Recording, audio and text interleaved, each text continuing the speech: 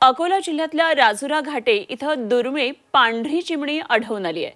मूर्तिजापूर तालुक्यातल्या राजुरा घाट इथल्या जिल्हा परिषदेच्या शाळेमध्ये पक्षीमित्र शिक्षक मनोज लेखनार हे गेल्या 4 वर्षांपासून शाळा निसर्ग कट्टा चालवतात आणि याद्वारे ते चिमण्यांच्या संवर्धनाचं काम करतात। यावेळी त्यांना ही पांढरी चिमणी आढळून आली।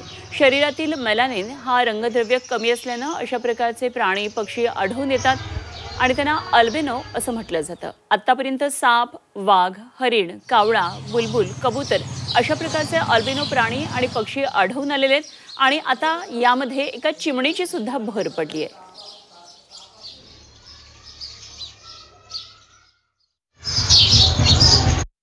ही अतिशय दुर्मिळ नोंद असल्याचे सांगितले।